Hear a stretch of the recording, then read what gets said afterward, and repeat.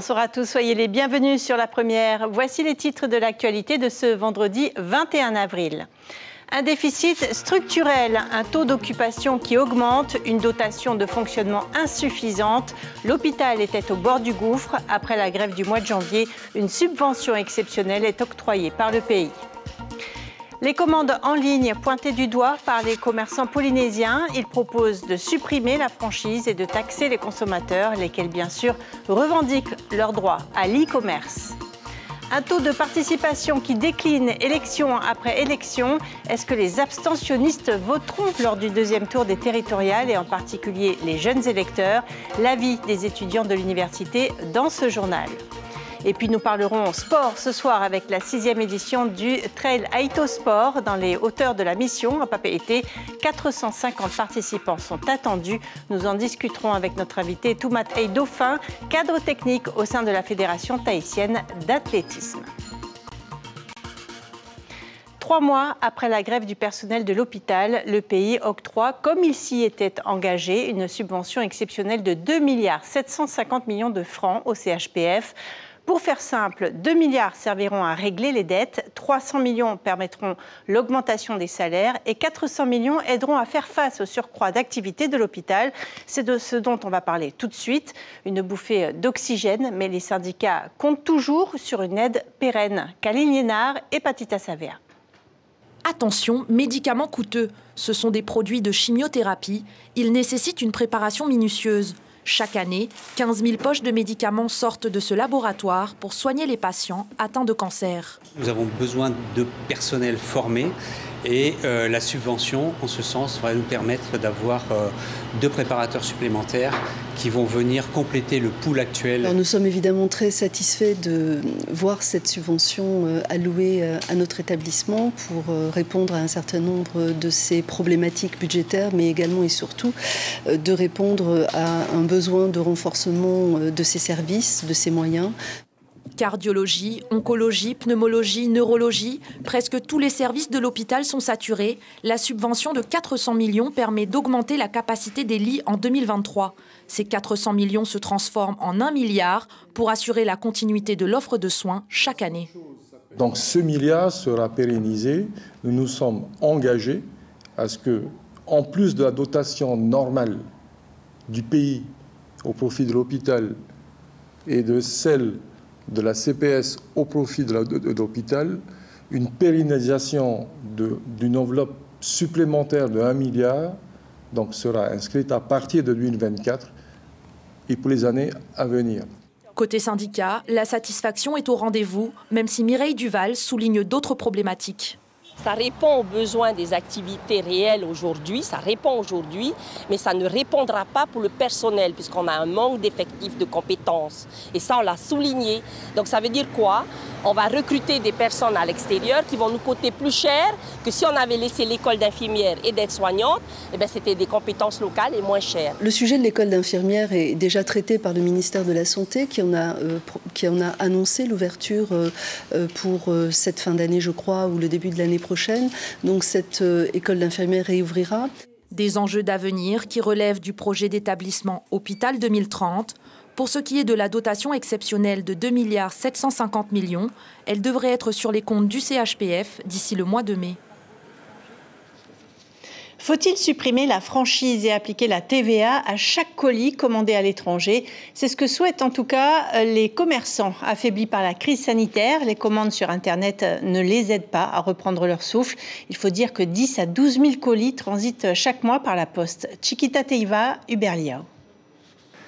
Les commerçants se disent victimes d'une concurrence déloyale, celle du e-commerce. Vêtements, maroquinerie, accessoires en tout genre, l'OPT à lui seul reçoit 10 à 12 000 colis par mois, le double au mois de décembre. Les marchands disent stop. On dénonce l'inégalité qu'il peut y avoir dans les taxes dessus. C'est-à-dire que nous, on va payer des taxes et si je ne suis pas commerçant, je ne vais pas payer de taxes pour un même produit, donc, ce qui n'est pas normal. Ça m'arrive de dire à des clients, achète sur Internet parce que, écoute, moi, je ne vais pas être compétitif. Donc ça, c'est pas logique. Je préfère qu'ils viennent acheter chez nous, faire travailler le commerce local. La boutique aussi de Harry souffre de cette concurrence. Il paye une TVA, la taxe CPS et une taxe douanière qui varie selon l'origine du produit. Alors, lorsque certaines enseignes non recensées à la CCISM vendent les mêmes produits que lui... On a quand même eu des baisses. Vu depuis que la plupart des gens maintenant arrivent à avoir une carte bleue facilement, donc ils peuvent commander facilement. Donc nous, on a une baisse de notre chiffre d'affaires. C'est à peu près quasiment... C'est un bon prix, quasiment 5 à 10% quand même. Aujourd'hui, les cartes de crédit néobanque permettent à n'importe quel portefeuille de commander en ligne. Que pensent alors les Polynésiens d'une nouvelle taxe? C'est une atteinte à la liberté. Si on a envie de commander, on commande où on veut.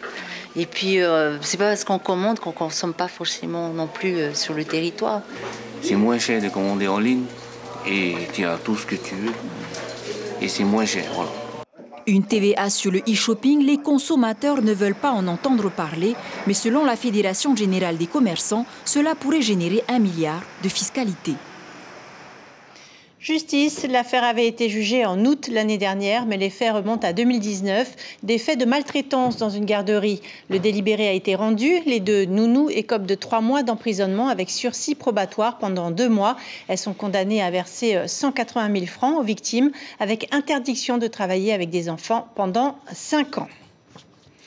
La 6e vague de Covid, toujours présente en Polynésie française. 39 cas positifs sont actuellement comptabilisés et 2 hospitalisations à Uturoa. Le sous-variant XBB 1.5 est en cause, même si les chiffres s'améliorent. La direction de la santé encourage la population à se faire vacciner, car un autre sous-variant qui sévit aux États-Unis pourrait rapidement arriver à Tahiti. Les médecins recommandent aux personnes fragiles d'effectuer leur rappel. Une campagne de vaccination a lieu demain matin à l'Institut Mathilde Frébeau. Écoutez Manouté Aguet au micro d'Inacio Raveino et Patrick Tinsing. Bien évidemment que l'ensemble des rassemblements qu'il y a actuellement, que ce soit dans le cadre sportif même ou dans le cadre des élections territoriales du moment, il y a un risque. Mais nous estimons, nous, que nous avons suffisamment diffusé de recommandations depuis 2-3 ans maintenant pour que tout à chacun sache prendre les mesures qu'il faut pour éviter de se contaminer ou voire même si la personne est elle-même en situation, comment dirais-je, d'avoir le virus du Covid, d'éviter de le transmettre à d'autres. Donc les mesures barrières, comme je viens de le dire, sont la base de la prévention. Maintenant, à chacun de prendre ses responsabilités. Santé toujours avec le diabète qui, vous le savez, touche plus de 20 000 personnes en Polynésie. L'association des diabétiques et des obèses de Polynésie française, secondée par le Rotary Club, s'est déplacée à IATA pour effectuer des dépistages, notamment chez les plus jeunes. L'équipe composée de 5 infirmières et d'un médecin a passé 3 jours sur l'île, tout d'abord dans les établissements scolaires, puis au marché d'Uturoa. Après une interruption de 4 ans, ce type d'opération devrait se renouveler tous les 2 ans. Les détails du docteur Jean-Louis Boissin au micro de Julien Vesco.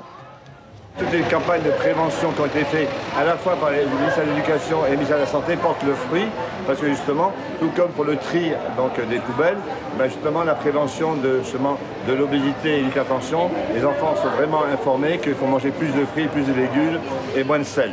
Souvent, il y a une dizaine d'années, quand même, on rencontrait un peu plus d'obèses dans les classes de 5e et 4e, parce que c'est le moment de la puberté où ils changent d'alimentation. Et heureusement, cette année, on s'est aperçu que tout fonctionne bien, et je pense que là, c'est l'éducation qui fait bien son rôle, et l'infirmière Linda du lycée qui a fait bien son travail. La politique à présent avec notre page consacrée au territorial.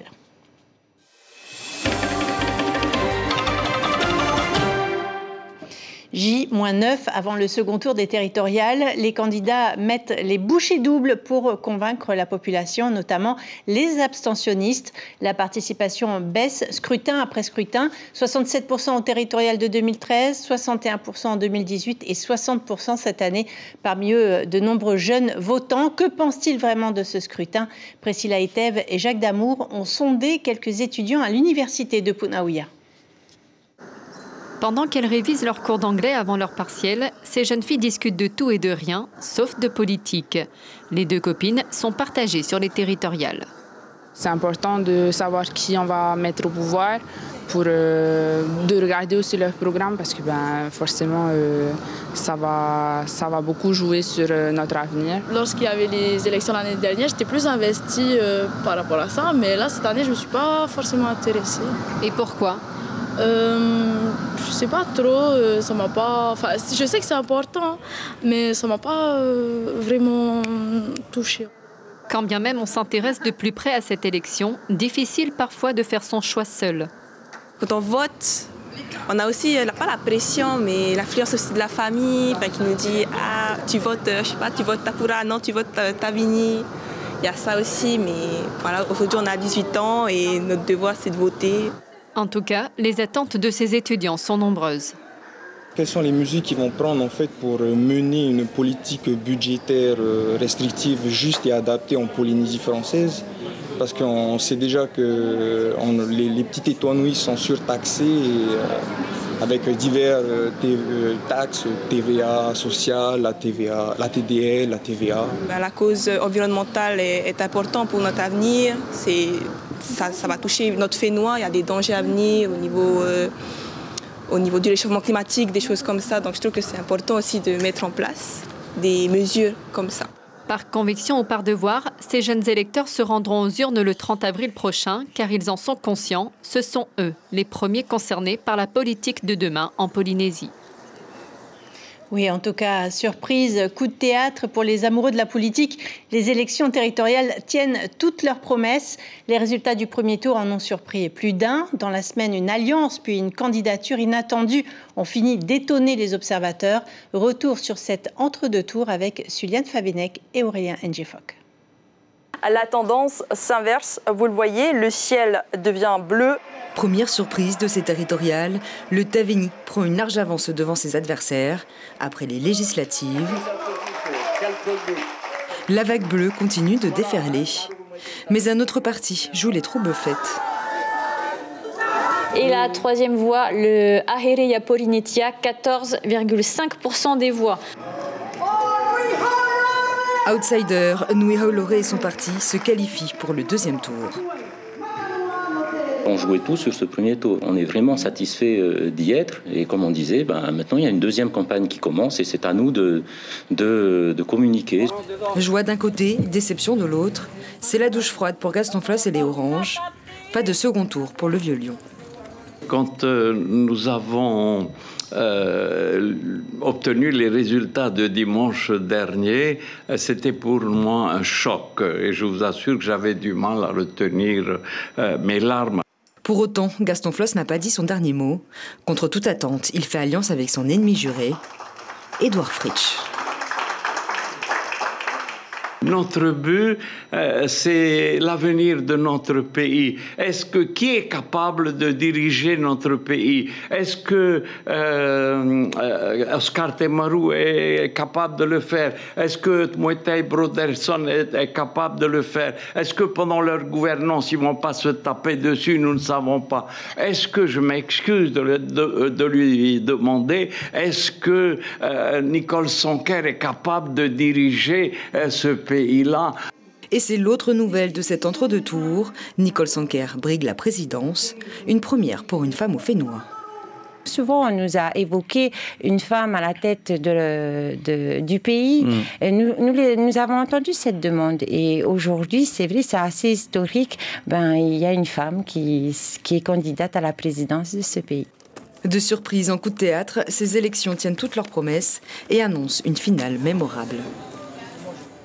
Et voilà pour cette page consacrée au territorial.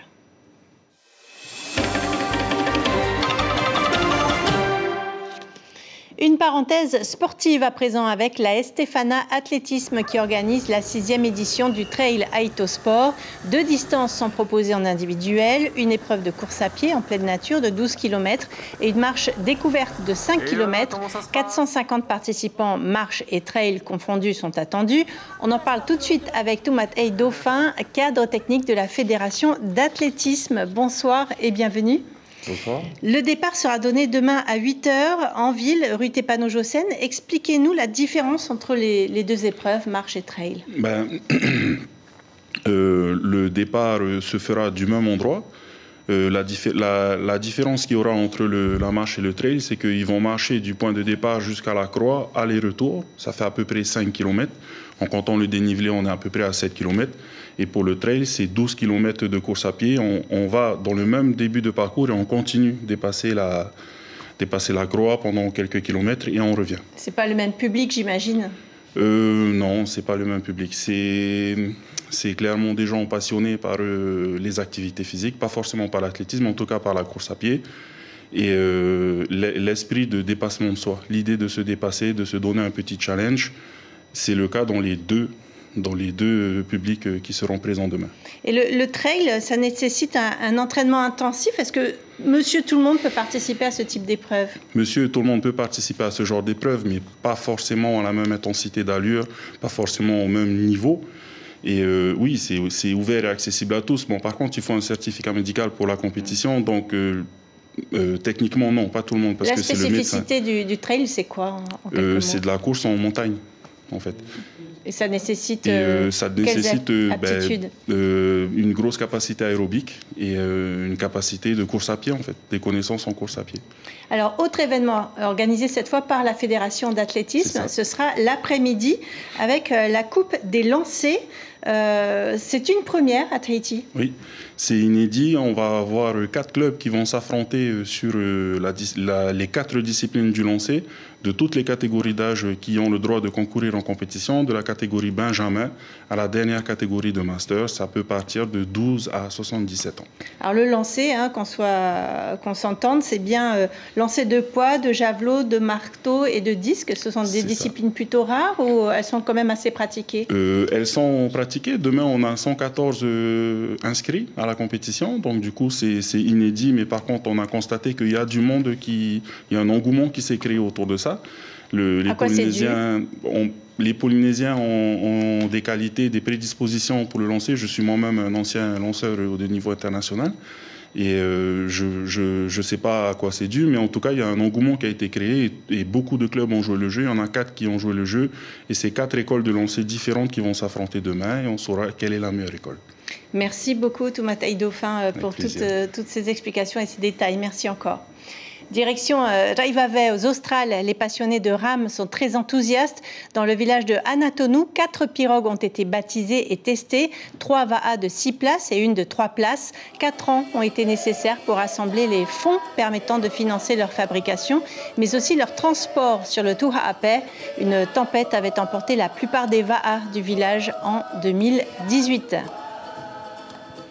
On termine ce journal par du théâtre et la pièce Les Bonobos, écrite par l'animateur de télévision Laurent Baffy. 6 comédiens se produisent sur la scène du Petit Théâtre de la Maison de la Culture. Une production locale avec un grand décor d'ampleur puisque 4 appartements sont recréés sur scène. La pièce retrace la complicité de 3 garçons. L'un est aveugle, le deuxième est sourd et le troisième muet. Face à leur difficulté à trouver l'amour, ils vont monter un stratagème. Les explications d'un comédien et du metteur en scène au micro de Laura Chintou. C'est une pièce de Laurent Baffy. Laurent Baffy est souvent connu pour être un peu acide à la télévision, à la radio, etc. Mais toutes ces pièces ont toujours un côté humain. C'est ça qui est intéressant. On avait joué ici Toc Toc au Petit Théâtre il y a, je sais pas, 4-5 ans à peu près. Et les gens, ils ont adoré la pièce parce que c'est là, Toc Toc, à l'époque, ça parlait de gens avec des tocs, hein, justement. Mais ça reste très humain, finalement. Les gens s'entendent. Enfin bref, il y a une humanité dans ces textes. Et cette pièce-là, Les Bonobos, c'est pareil. On est 6 sur scène avec une pièce magnifique. La préparation, elle était un peu classique pour la partie théâtre, mais un peu particulière pour la partie handicap, quoi, forcément. Hein. Moi, je joue un aveugle, Alex. Et ben, il a fallu apprendre à ressentir, à vivre comme un aveugle. Je vous rappelle l'information principale de cette édition. Face au déficit structurel, à un taux d'occupation qui augmente et une dotation de fonctionnement insuffisante, le pays propose une subvention exceptionnelle de 2,750 milliards de francs à l'hôpital. 400 millions aideront à faire face au surcroît d'activité. Le ministre des Finances annonce de pérenniser ces 400 millions et d'atteindre 1 milliard par an. Ce soir, sur la première, vous pourrez voir la série Le Code et le divertissement La Boîte à Secrets. Passez une excellente soirée sur nos antennes. On se quitte sur les images de l'exposition Utopie-Dystopie de Sarah Viau à la Galerie Winkler. À travers une vingtaine de pièces, l'artiste propose une expérience immersive avec des peintures à double lecture dont le sens caché est révélé à la lueur de la lumière noire. Belle soirée!